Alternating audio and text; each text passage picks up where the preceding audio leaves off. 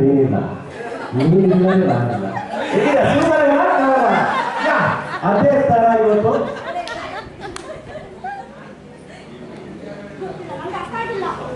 ಇದೇ ತರ ಮೇಡಮ್ ಇದೇ ತರ ಕವನ ಹೇಳಿ ರಾಜ್ಯ ಮಟ್ಟದಲ್ಲಿ ಸೆಲೆಕ್ಟ್ ಆಗಿದಾರಂತೆ ಪ್ರಶಸ್ತಿಗೆ.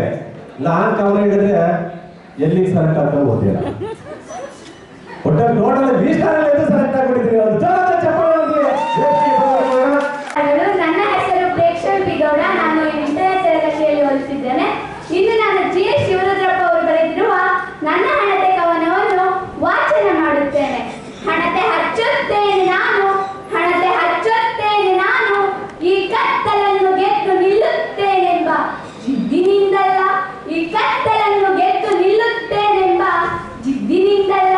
ಲೆಕ್ಕವೇ ಇರದ ದೀಪಾವಳಿಯ ಹಡಗುಗಳೇ ಇದರಲ್ಲಿ ಮುಳುಗಿ ಕರಗಿರುವಾಗ, ಲೆಕ್ಕವೇ ಇರದ ದೀಪಾವಳಿಯ ಹಡಗುಗಳೇ ಇದರಲ್ಲಿ ಮುಳುಗಿ ಕರಗಿರುವಾಗ, ನಾನು ಹಚ್ಚುವ ಹಣತೆ ಶಾಶ್ವತವೆಂಬ ಭ್ರಾಂತಿ ನನಗಿಲ್ಲ.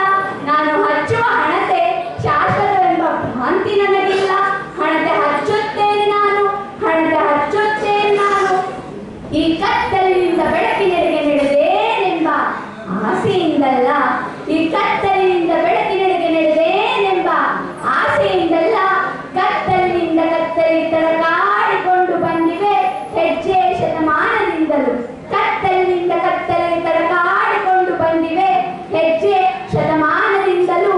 ನಡು ನಡುವೆ ಒಂದಷ್ಟು ಬೆಳಕು ಬೇಕೆಂದು ಆಗಾಗ ಕಡ್ಡೀಜಿದ್ದೇನೆ, ದೀಪ ಉರಿಸಿದ್ದೇನೆ.